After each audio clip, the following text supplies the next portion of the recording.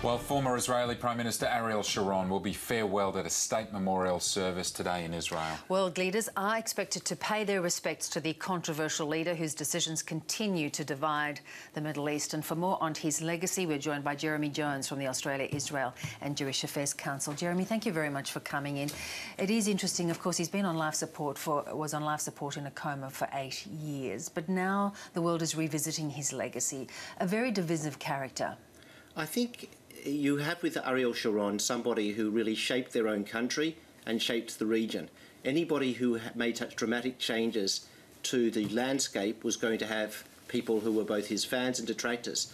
What happened with Ariel Sharon throughout his career, because he wasn't particularly ideological and because he didn't respect the rules set by others, he became a very polarising and divisive character. But what was interesting is at the latter part of his life, he was almost a unifying character. He brought together people from very diverse opinions who were able to respect him because of what he had done that they may not have agreed with in the past, or they may have agreed with completely. But in both ways, he brought them together and said, all right, this is the path we can now forge. And at the time he went into the coma, the last time he was active in public life, it looked like he was going to win an election in a landslide in a country which, not many years earlier, there was no concept of a party that wasn't a traditional party of the right or the left having any sort of mainstream position. How do you think his military service influenced his early days in leadership? It's interesting to try and divide them, because you could say at each stage, whatever he was called upon to do, he accepted that role and the task. He seemed to have the same attitude always, and that is, give me something that's impossible to do because that's interesting and I'll try it.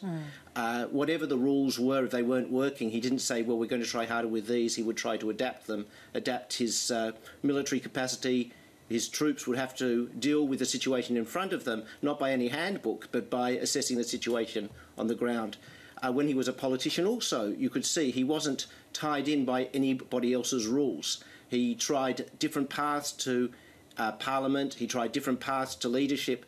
In the end, though, he was able to have a very major imprint on the country in terms of its development and also its relations with its neighbours. I mean, people forget different parts of his outlook. He was the first Israeli Prime Minister to visit India, for example. It was out of the box. It wasn't something Israelis were doing. He led the total withdrawal of Israelis from the Gaza Strip, which shocked people who had backed him in the past in the belief that he was somebody who was going to never relinquish any area of territory that Israel had control over at any time. And throughout his military and his political career, it's the same basic pattern. And I think, as you pointed out, the fact that he wasn't bound by any rule book or ideology had him in a position that could have changed the course of Israel's history. Well, he did many times, you could argue, because if you look at some of his military exploits or his military successes in early years in the wars, you could say if he hadn't been victorious, there could have been a very different situation, not necessarily the outcome of a war, but certainly the course of a war. And you could look also later in life at when he was out of the box politically, there were very few people could do what he did, and that is take some of these brave decisions.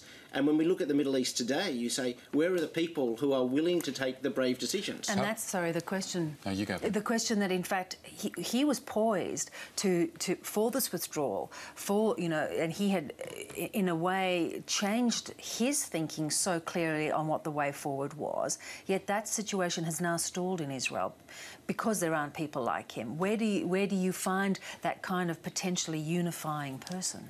It's not only a question of a unifying person, it's a person who is respected enough that even people who don't like them or don't agree with them are going to say, yes, we trust this person enough. We will back you. Yeah, we've got the trust in that person.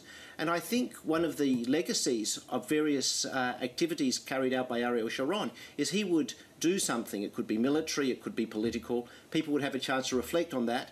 And if the reflection, and he would take into account the reflection, indicated a different path was required at a different time, or there were different possibilities, different opportunities, he would seize those. So it was a matter of thinking in a lively manner. But for instance, when people are now debating his legacy, one issue is the withdrawal of the Israelis who were within Gaza, the complete withdrawal from Gaza.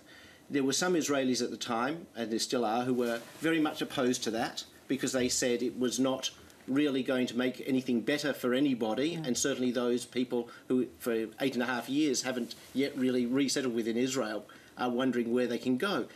But now there are people who are saying, well, he proved his case in a sense that you look what happened in Gaza. Israel pulled out, and rather than people building a state and a community or a mini-state, they involved themselves in attacking Israel, and Israel had a changed security situation. That reaffirmed to them, they said, isn't Ariel Sharon clever in a sense? He was showing us what happens when you do this in a place that was more easy in a sense for Israel to manage than it would have been if there was an overall withdrawal from everything in a non-negotiated way. And Jeremy, just before you go, Palestinians are celebrating his death. They believe he was a war criminal and point to that incident when he was Defence Minister in 1982. How do you reconcile with that decision-making at the time? Well, if you look at the 1982 decision in particular, Israel has set for itself quite a high moral standard. It said, you're in control of this area, something bad happens on your watch, you're responsible. The later studies of that particular situation, particularly with interviews by people involved in the Lebanese militia which murdered other people, and massacred other people, have said this was an attempt by the leaders of that group to assert their authority over Israel, to say we're not going to be told what we can and can't do by Israel. I mean, it was a terrible situation, a terrible tragedy for the victims. It's a terrible tragedy for people who, any decent human being who says we don't want something like this to occur. And it also set the standard, though, for Israel about what it believes it must do in the future. Israeli leaders, if you're in control of a territory, you have a level of responsibility. You can't just say, you know, we'll leave it to others to sort out the problem. We have responsibility. And I think that set an ethical standard. Jeremy Jones, thank you very much for reflecting on that life, as you said, controversial. Good to see you. Thank you for coming in. Thank you.